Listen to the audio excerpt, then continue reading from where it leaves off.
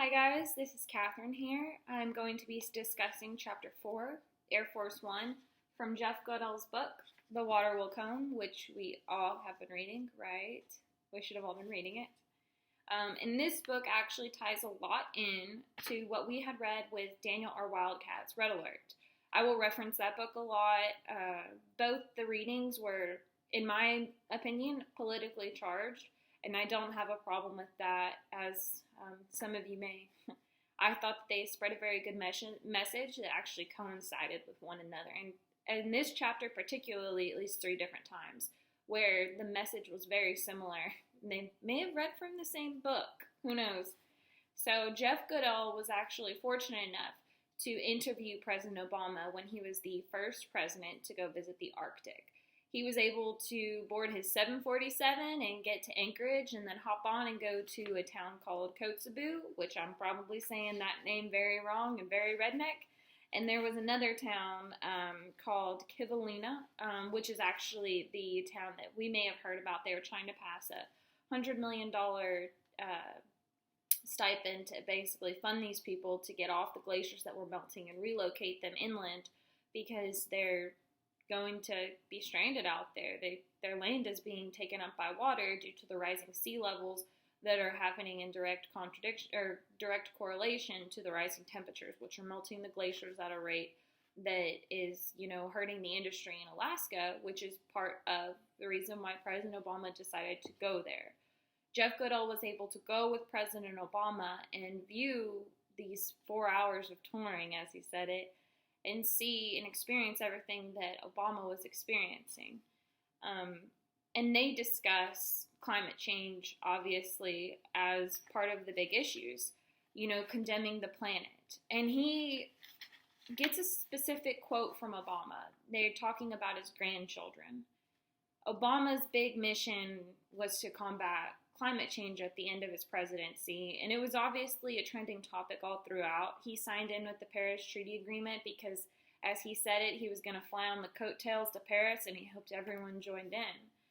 He wanted us all to participate in a global treaty that would get us all working towards one goal, which is a cleaner, greener planet that we can live on. Because right now, the carbon emissions that we're all putting out is exceeding what our planet can take. It'll kill us. It'll be, as a book he referenced, the 6th extinction. And in Daniel R. Wildcat's Red Alert, he calls it the 4th removal. And it's funny, they seem so different, but they're so similar. And Obama actually stated that he did this for his grandkids. And in Daniel R. Wildcat's book, Red Alert, we see him say, you do everything for the 7th generation. You don't do it for your kids, you do it for your grandkids. You want them to experience things, see things that you got to experience. You want them to have a life to live. You do this for those who come after you. And it's a very native thought, something that we've learned throughout all of these lectures in Module 2, 3, 4. Essentially that it's, natural selection. And we're contributing to our own natural selection. We're killing ourselves. But the part of natural selection is you save the child and you let the mom die because the child can contribute to another generation. And that's just part of the hard decisions that we have to make. It's what you do to keep life moving forward. And that's part of what the combat for climate change is. And that's mostly what this book is about. And he gets to Kotzebue, and they're walking around. 35,000 walruses had just beached themselves because the glaciers that they had been on previously, when they were hunting, had melted. They had nowhere to go. And it was funny that that's when he landed because he's trying to spread this message about climate change, and there's this travesty going on behind him. Beached whales and walruses. Walruses and seals. Please forgive me if I said whales. I don't know why I said that. Beached walruses. And they're discussing the double-edged sword that Alaska is in. Alaska is, as they called it, the banana republic. And the state has to pump oil or die. And they've exhausted their oil and gas wells in the northern slope, And did the oil prices were dropping, as they just did recently due to COVID-19. And these industries, that's their industry. Their industry is oil. And of course, the oil is what ends up, contributing as a mass producer to these carbon emissions. So they're damned if they do, and they're damned if they don't, either way.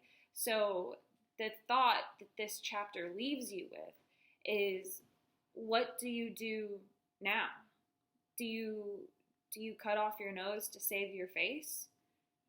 You can't make that decision based on one book. You have to make it through education. You have to make it through experience. You have to decide if the future generation is worth us hurting a little bit now on the mistakes that we've been making since the Industrial Revolution occurred almost 200 years ago. And he was able to speak with Obama, and it was an interesting quote that I actually particularly liked. Obama stated, "When I was a community organizer, one of our basic principles was, if you have a big problem, you have to break it down into pieces that people can absorb.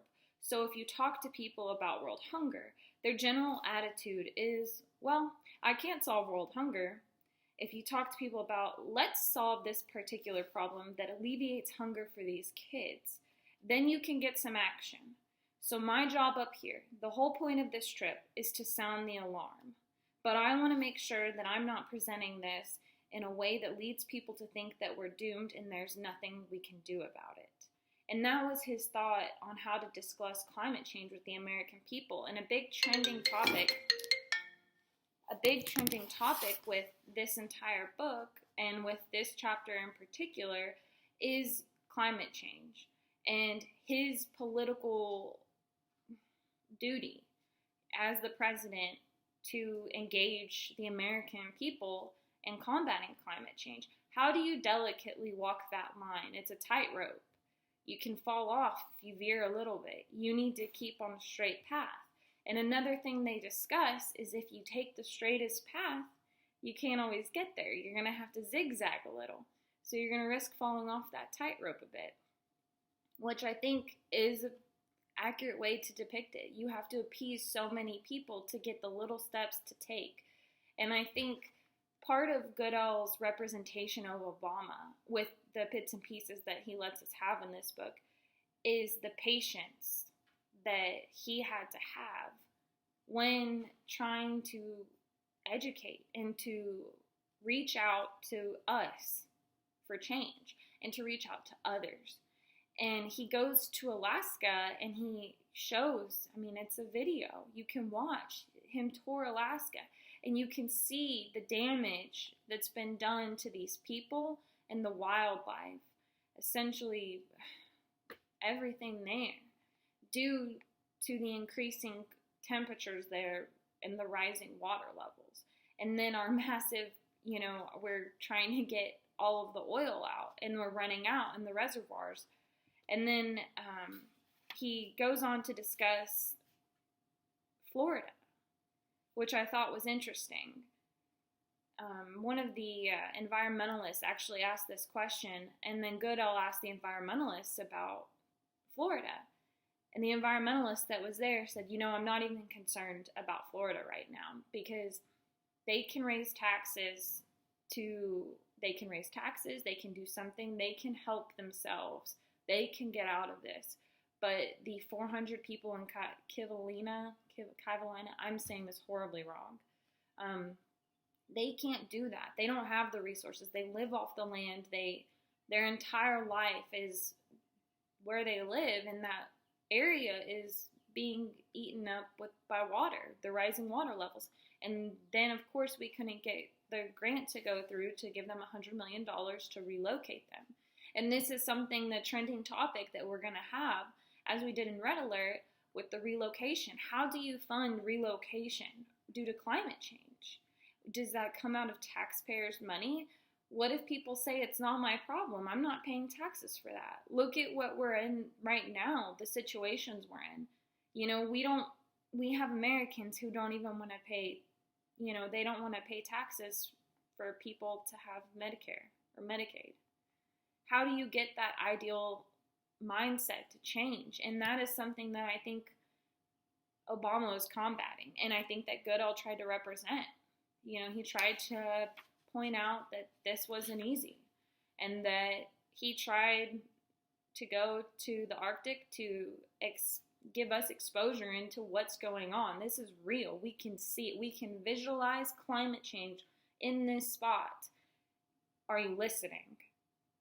And here we are. Did we listen? Where are we now? We've taken ourselves out of this the climate treaty, and I don't see us going back. So it brings me to the last question, does where you stand determine where you sit?